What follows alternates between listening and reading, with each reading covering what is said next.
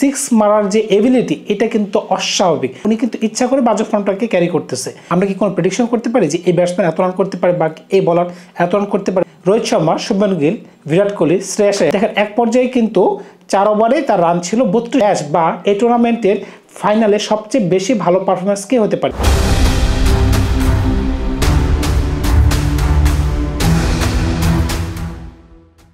Champions trophy final আমরা অনেকেই জানি ভারত ভার্সেস নিউজিল্যান্ড, এই দুটি দলই কিন্তু এই টুর্নামেন্টের সবচেয়ে শক্তিশালী দল এবং সবচেয়ে ধারাবাহিক পারফরমেন্স দিয়েছে তারা।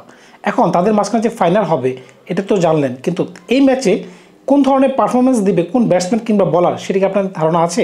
আমরা কি কোনো প্রেডিকশন করতে পারি যে এই ব্যাটসম্যান এত রান করতে পারে বা এই বলার এত রান করতে পারে বা এই বলারের কারণে ম্যাচটা আমরা জয়লাভ করতে পারি বা এই ব্যাটসম্যানের রানের কারণে প্রতিপক্ষ দল চাপে পড়তে পারে?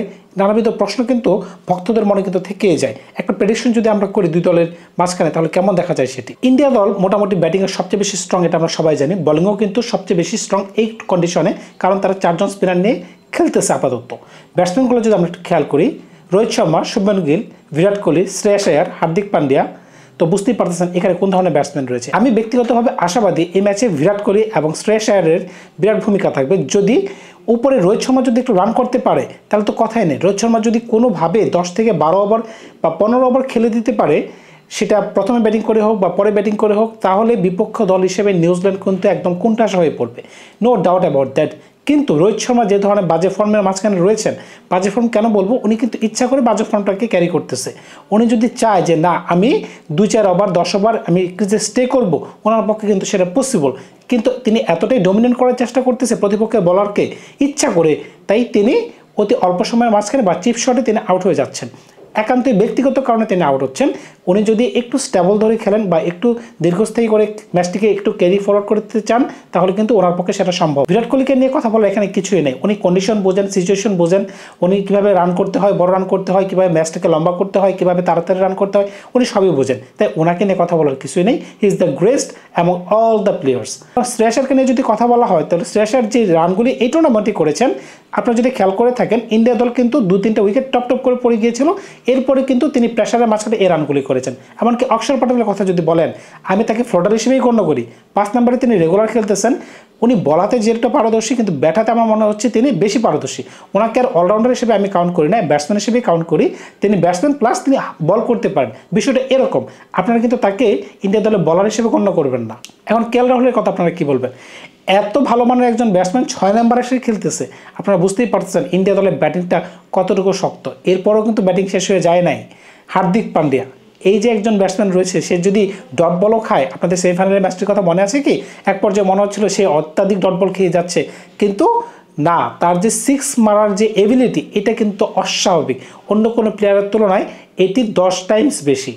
তো বুঝতেই পারতেছেন এই দলকে হারানো খুবই টাফ একটা ব্যাপার। বলিং অ্যাকশনের দিকে যদি যান, বরুণ চক্রবর্তী লেট এডিশন কেন বলবো, তিনি কিন্তু দলে প্রথম দিকে ছিলেন না, কিন্তু তার পারফরমেন্স দেখেন। স্পিন বোলারদের মাঝখানে তিনি সর্বোচ্চ উইকেট টেকার, 7 উইকেট আপাতত তিনি নিয়ে ফেলেছেন। বুঝতেই পারতেছেন তাকে তো বাদ দিয়ে দুবার মাটিতে খেলাটি সম্ভবই না। এখন কুলদীপ যাদবকে নিয়ে আমি একটু চিন্তিত, কারণ কি কুলদীপ যাদব নকআউট ম্যাচে এই পর্যন্ত তিনি 5টি নকআউট ম্যাচ খেলেছেন, তিনি উইকেট নিয়েছেন মাত্র 2টি ম্যাচে। তাই আমি একটু চিন্তিত আছি যে নিউজিল্যান্ডের বিপক্ষে তাকে খেলানো হবে কিনা। কারণ কি গত ম্যাচে আমি দেখেছিলাম যে ইন্ডিয়ার বোলিং অ্যাটাকটি একটু দুর্বল রয়েছে, কারণ কি তারা ফুল 10 ওভার হার্দিক পান্ডিয়া থেকে বের করে আনতে পারতেছে না। এমনকি মোহাম্মদ শামিও ইনজুরি থেকে আসার কারণে এতটা ফুল রিদমে নাই, যেটা 2023 সালে ছিল, এটা আমি আগেও বলেছি। তো এই সময় যদি 2 জন পেস বোলার নিয়ে খেলানো হয়, বিশেষ করে একজন যখন অলরাউন্ডার, দেখেন এক পর্যায়ে কিন্তু 4 ওভারে তার রান ছিল 32 রান, মানে হার্দিক পান্ডিয়া 4 ওভারে 32 রান দিয়ে ফেলেছিল প্রায়। তো বুঝতেই পারতেছেন মানে 8 করে যদি দুবার মাটিতে রান যায়, আর নিউজিল্যান্ড কিন্তু যথেষ্ট ভালো টিম, তাইলে কিন্তু ইন্ডিয়া বিপদে পড়ে যাবে। আমি সাজেস্ট করব 3 জন স্পিনার নেন, 2 জন তো অলরাউন্ডার, বরুণ চক্রবর্তীকে নিয়ে খেলান, সাথে আপনি একজন জেনুইন পেস বোলার হিসেবে তাকে ঢোকাই দেন। বলতেছিলাম আজদীপ সিংয়ের কথা। তো এইভাবে যদি দলটাকে কম্বিনেশন করানো হয় তাহলে দলটা আমার হিসাবে বেশি স্ট্রং হয়ে যায়। এখন যদি আপনি নিউজিল্যান্ডের দিকে যাই, নিউজিল্যান্ডও কিন্তু ফেলে দেওয়ার মতো দল না। আপনি যদি 1 নম্বর থেকে 11 নম্বর পর্যন্ত যান, সবগুলোই ম্যাচ উইনার আমার হিসাবে। কারণ নিউজিল্যান্ড এমন একটা টিম, কে যে কোন সময় পারফরমেন্স দিবে সেটা আপনি আন্দাজ করতে পারবেন না। ইন্ডিয়া থেকে যেমন আপনারা আশা করতে পারেন রোহিত শর্মা, বিরাট কোহলি, মোহাম্মদ শামি, বরুণ চক্রবর্তী নামগুলো যেরকম বলাটা কাউন্টেবল বা যতটা সহজ, কিন্তু ওই দলে কিন্তু এতটা সহজ না। আপনি দেখেন উইলিয়ং, রচনা রবীন্দ্র 2টা সেঞ্চুরি করে ফেলেছেন, বুঝতে পারতেছেন তিনি কোন ধরনের পারফরমেন্স দিতে পারেন। তিনি 4 নম্বরে একটা সেঞ্চুরি করেছেন, 1 নম্বরে একটা সেঞ্চুরি করেছেন, মানে ওপেনিং একটা সেঞ্চুরি করেছেন। উইলিয়ং ওপেনিং একটা সেঞ্চুরি করেছেন। কেন উইলিয়ামসন 3 নম্বরে সেঞ্চুরি করেছেন। 4 নম্বরে ডেয়াল মিচেল দুর্দান্ত ফর্মে আছেন, এখন তাকে রেখে তো কিছু দলও কিন্তু ঘটনা করা যাচ্ছে না। 5 নম্বরে টম ল্যাথমের সেঞ্চুরি রয়েছে। এখন গ্লেন ফিলিপসের কথা আপনারা কি বলবেন? 6 নম্বরে নেমে তিনি যে গতিতে ব্যাটিং করেন, বিশেষ করে 200+ স্ট্রাইক রেটে তিনি ব্যাটিং করতেছেন, প্লাস হচ্ছে মাঠে যেভাবে তিনি তড়িৎ গতিতে ফিল্ডিং করেন, তার হাতে যেভাবে বল চুম্বকের মতো লেগে যায়। মনে পড়ে কি লাস্ট ম্যাচে বিরাট কোহলি যে একটি ক্যাচ নিয়েছিল, এমনকি প্রথম ম্যাচে রিজনে যে একটি ক্যাচ তিনি নিয়েছিলেন, দুর্দান্ত ক্যাচগুলো ছিল। টুর্নামেন্টের সেরা ক্যাচ হিসেবে হতে পারে এই দুটো থেকে যে কোনো একটা। তো বুঝতেই পারতেছেন এই দলটা কিন্তু ব্যাটিংয়েও কিন্তু যথেষ্ট পরিমাণ স্ট্রং। এখন বলিংয়ে যদি দেখেন মিচেল স্যাটনারের কথা আপনি কী বলবেন? এই টুর্নামেন্টে কোনো স্পিন বলার যদি সবচেয়ে বেশি টান পেয়ে থাকে তাহলে এই হচ্ছেন মিচেল স্যাটনার। 5.5 ডিগ্রি তিনি এই টুর্নামেন্টে বল টার্ন করিয়েছেন। এখন শুধুমাত্র তিনি একটা ম্যাচ দুবাইতে খেলেছেন, আরেকটা ম্যাচ তিনি ফাইনালে দুবাইতে খেলবেন। এমত অবস্থায় বলাই যাচ্ছে যে দুবাইয়ের মাটিতে কিন্তু তার বলটা খুবই কার্যকরী হবে। কারণ কি, ইন্ডিয়ার 5 থেকে 6 জন কিন্তু টপ অর্ডারে রাইট হ্যান্ড ব্যাটসম্যান, অক্ষর পাগলকে আপনি ফ্লোটার হিসেবে বাদ দেন, তো এই অবস্থায় কিন্তু তিনি বেশ কার্যকরী হবেন। এখন আরেকজন বলার হিসেবে রচনা রবীন্দ্র কিন্তু এখানে বোলিং করবেন, এমনকি গ্লেন ফিলিপস বলেন, ব্র্যাসওয়েল বলেন, তার সবাই কিন্তু বোলিং করবেন। কিন্তু ম্যাট হেনরির কথা কি আপনারা ভুলে গেছেন? ম্যাট হেনরি সম্ভবত এই টুর্নামেন্টের সর্বোচ্চ উইকেট টেকার। তো বুঝতেই পারতেছেন এইখানেও কিন্তু ম্যাচ উইনারের অভাব নেই। তো মোটামুটি ম্যাচ উইনারের কথা তো বলা হয়ে গেল, কিন্তু নিউজিল্যান্ডের নতুন যে একজন সেন্সেশন বলার নিয়ে এসেছে তার নাম কি আপনাদের জানা আছে? উইলিয়াম ওকার। সে কিন্তু দুর্দান্ত একজন বলার। সে কিন্তু দুবাইয়ের মাটিতে গুড লেন্থে বল করার চেষ্টা করবে, যাতে ভারতীয় বলাররা একটু পুল শট খেলতে পারে। পুল শট খেলতে গেলে এখানে একটু রিস্ক থেকে যায়। একমাত্র রোহিত শর্মা এবং শ্রেয়স আয়ার ছাড়া আমি এমন কোনো ভালো ব্যাটসম্যান দেখি না যে পুল শট এত ভালো খেলতে পারে। তো এখন দেখা যাক এই বলারটি কোন ধরনের বল করতে পারে। আমি আশাবাদী এই বলারটি ম্যাচ বা এই টুর্নামেন্টের ফাইনালে সবচেয়ে বেশি ভালো পারফরমেন্স কে হতে পারে, ম্যাচ বা এই টুর্নামেন্টের ফাইনালে সবচেয়ে বেশি ভালো পারফরমেন্স কে হতে পারে।